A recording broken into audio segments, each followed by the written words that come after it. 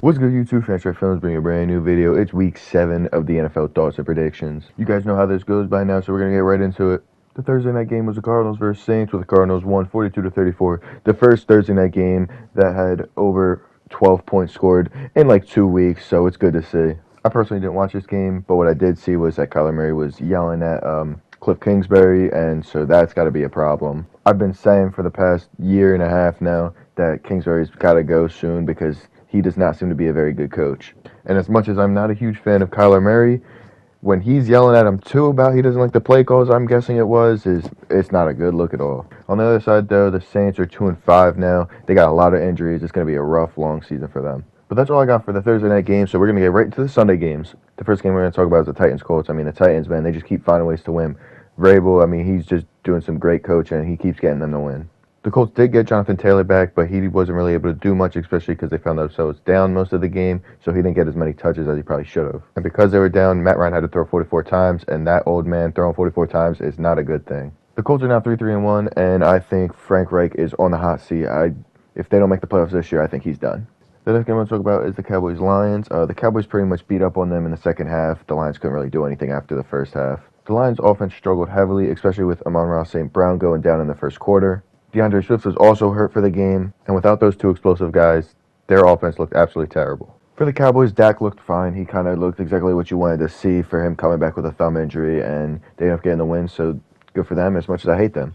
Okay, so now we're going to get into the Commanders-Packers game where the Commanders won 23-21. The Packers are on a 3-game losing streak, the first one in LaFleur's career as a head coach. The Packers continue to struggle, and the wide receiver group, that's the main thing. They are terrible. They seem to be dropping balls. They can't get open. They're struggling heavily. And on Washington's side, with Wentz hurt, Heinicke was able to step in and play well enough to get them to win. I mean, Heinicke still seems to have some connection with some of these wide receivers, so it was good on them. The next one we're going to talk about is the Jaguars versus Giants. The Giants won again. I don't know how they keep winning. I'm telling you, they're only going to win 7 games. They already are at 6, though, so it's looking pretty slim now. But like I said in previous videos, until they win 8 games, I am telling you they're winning 7 games. I don't care. They're going to start losing. I don't care. They're going to start losing streak. Trust me.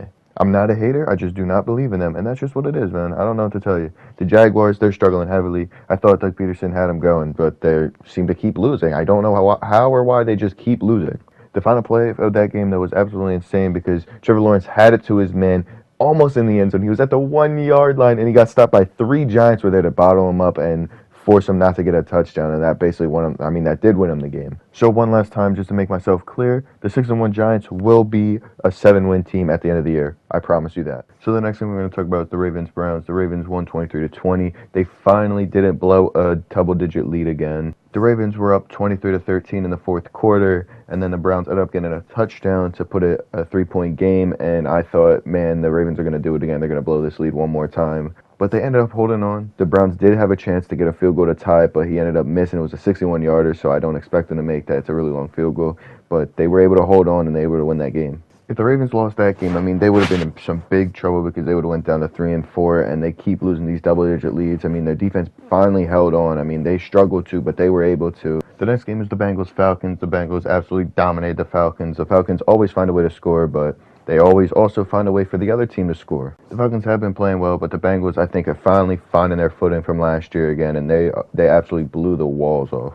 And for the last game of the 1 o'clock games is the Panthers-Bucks. The Panthers won 21-3. The Bucks offense looks absolutely terrible. Brady can't do anything. The receivers are dropping passes. I mean, it looks bad. Mike Evans had a wide open touchdown in the first quarter with only a couple minutes into the game, and they probably would have been able to win if he caught that, but he dropped it. I mean, it went right through his hands. He bobbled it and he dropped it. It was a terrible drop. I can't imagine Brady is happy at all. I mean, this man's life is going downhill. About to get divorced, it seems. He's like putting his kids away. He doesn't care. He's all on football, and then the team's doing awful. I mean, Jesus, they look terrible. And I do not feel bad for this man because this man got 7 rings, and hey, man, if you pick football over your family, you should have retired 2 years ago, my guy. Should have went out on top with Tampa, but you decided to stay 2 more years, and look at you now, bro. You struggling. The next game is the Jets versus Broncos. The Jets won 16-9. The Broncos didn't have Russell Wilson in this game, so you really didn't think they were going to win anyway. I didn't think they were going to win with Wilson, but without him, I mean, it was almost a lock that they weren't going to. The Jets have just been playing way too well this year for them to lose that game, especially without Wilson. And, I mean, their defense has been locked down right now. Sauce Gardner really is that guy now. I mean, he's going to be elite. Still not the best in the league, Big play slayers don't play. But, I mean, he's playing very well. The next game is the Raiders-Texans. I mean, the Raiders absolutely whooped up on the Texans. I didn't really watch this game much, so I don't know what happened. But all I know is that the Raiders needed that win because they've been playing really bad this year. And if you lose to the Texans, that would have been a bad look. Next is the Chargers-Seahawks. I mean, the Seahawks absolutely blew the doors off from 37-23.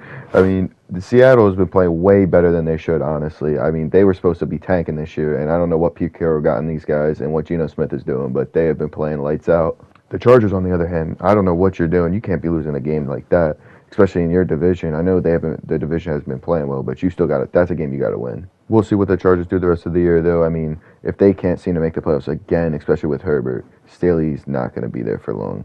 The next game is the Chiefs versus Niners. I mean, the Chiefs whooped up on them. They were able to beat them very easily. They were down, I think, 13-0 at one point. They brought it back and ended up actually destroying them. Even with the addition of McCaffrey, they weren't really able to do anything on offense. But McCaffrey was only there for like 2 days, so once he gets into the offensive system, they'll probably be a lot better. I think that's going to actually help them a lot if he can stay healthy because he struggles to.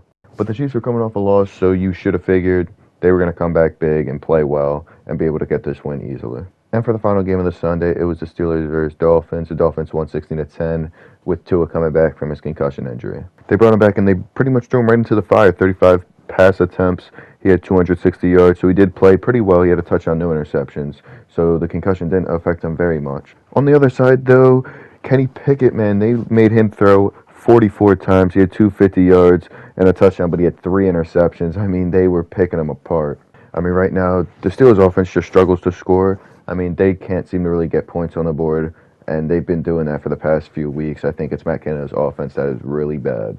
And we'll see if the Dolphins can keep this up with Tua coming back. Let's see if they can get back on their win streak that they were in the beginning of the season. And the final game of the week was the Bears versus the Patriots, and the Bears by the second half just ended up whooping up on the Patriots. The Patriots started off with Mac Jones in the game, but then they went down 10-0, and as soon as they put Bailey Zappi in, they ended up scoring 14 straight points, and they started looking really good.